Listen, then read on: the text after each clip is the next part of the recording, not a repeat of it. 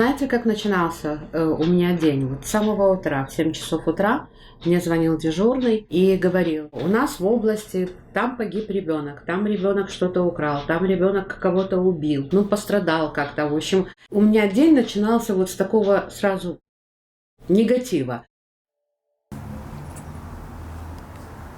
Я руководитель организации, которая называется «Общественное движение «Вера, надежда, любовь».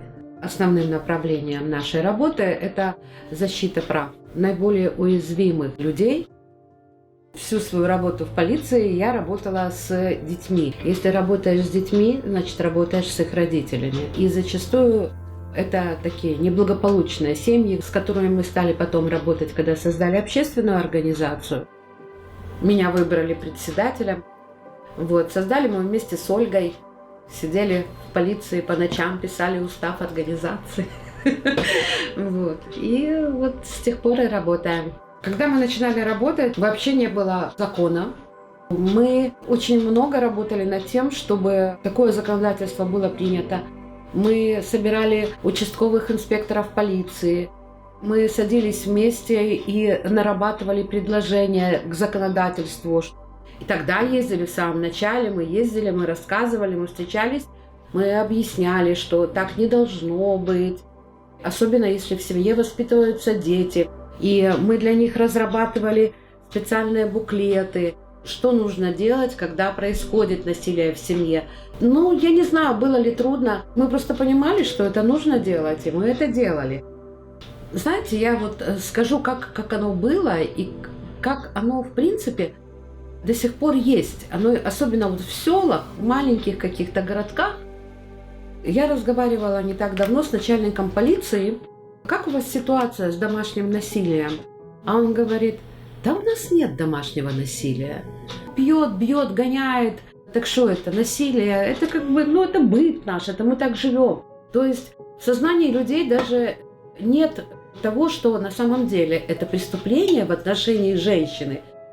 Понимаете? То есть это как норма жизни. Самое главное было это вообще поменять отношения, признать, что это у нас есть.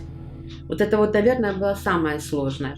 Об этом было стыдно говорить. И у нас даже есть такая пословица, что нельзя выносить ссор из избы. То есть все проблемы должны решаться в семье, и никому об этом нельзя рассказывать. Наверное, была самая главная проблема, что женщины и стеснялись, и боялись говорить об этом.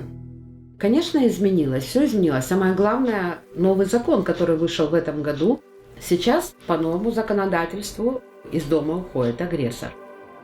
То, чего мне не хватало, когда я работала в полиции, а мне не хватало именно этих возможностей оказать социальную, гуманитарную помощь этим людям. Если мы будем равнодушны, то этот человек так и останется без помощи. Очень многие женщины, которые получали помощь у нас, они потом приходят и работают в организации у нас социальными работниками, волонтерами. И я всегда сравниваю, какая она пришла первый раз к нам, и потом, через какое-то время, когда она действительно получила психологическую помощь, социальную помощь, и какая она потом становится. Она улыбается, она возвращается к жизни, она начинает помогать таким же, как она сама была когда-то. И, наверное, в этом и есть смысл работы и мой, и всей организации. Сын у меня тоже работает вместе со мной, а дочь работает в полиции. Поэтому, наверное, что-то передала. Обязанностей действительно было очень много, потому что последние 12 лет я работала начальником криминальной милиции по делам детей всей области. И у меня в подчинении было 219 офицеров полиции. Моих детей шло по телефону. Вечером, конечно, я приходила, мы, если получалось, вместе ужинали, но, в принципе, перед сном всегда с ними общалась. Но суббота-воскресенье – это были железно дни семьи. И для меня, наверное, самое главное правило было, я переступила порог дома, все, всю свою работу я оставила на работе. Потому что действительно времени общения с семьей, с мужем, с детьми было настолько мало, что хотелось хотя бы это провести так эффективно. И, в общем-то, старалась все время, чтобы они были где-то рядышком. В общем, вот так.